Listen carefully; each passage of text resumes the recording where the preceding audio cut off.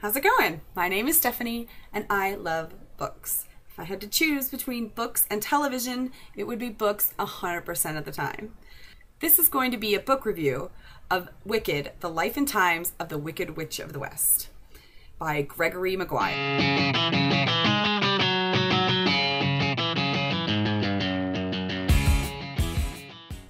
For me, reading happens all the time. Some days I set aside a few hours to lay around my apartment or lay in the park and read, but most of the time I carry a book with me. I keep it in my purse so when I'm at the bus stop or in a waiting room somewhere waiting for an appointment, I can pull it out and read a few pages. I like to read mostly fiction.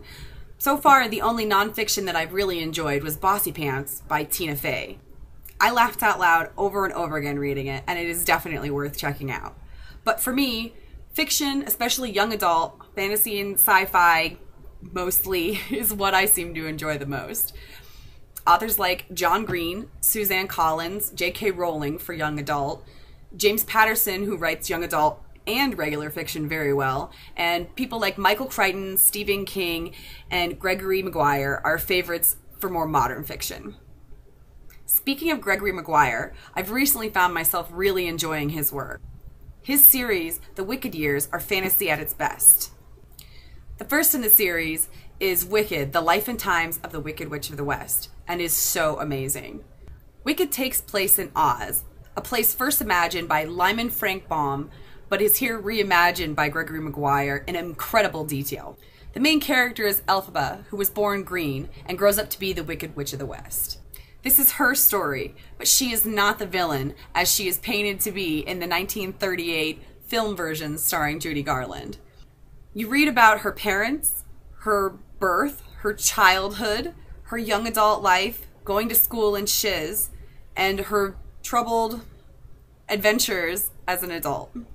The book also talks about Glinda, the wizard, Dorothy, her dog Toto, the Scarecrow, the Tin Man, the Cowardly Lion, even the Yellow Brick Road gets featured. I was massively attached to Elphaba and kind of wish that the entire Wicked Years series was about her.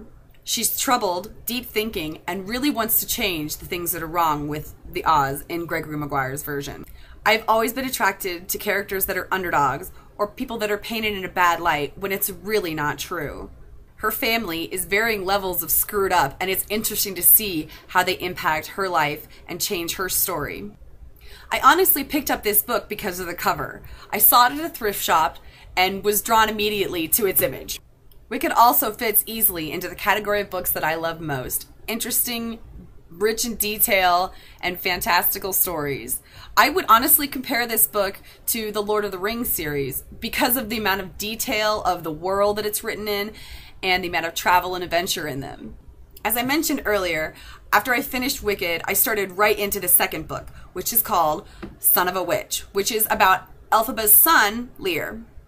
He is honestly just as interesting as she is, and the story flows just as easily and is equally hard to put down. I've even finished that book and have moved on to the third in this series, A Lion Among Men. McGuire weaves so many of his characters from the first book into the second and third that it feels like one long, amazing tale broken up into sections. Because of this, when some of the characters make their repeat appearances, it's really interesting and you feel familiar with them already and get to find out more about their past and their story in general. I am excited to get a copy of the fourth book, Out of Oz, to read as soon as I finish this one. If you enjoyed this, hit like and subscribe. And if you'd like me to talk about the second and third books, let me know.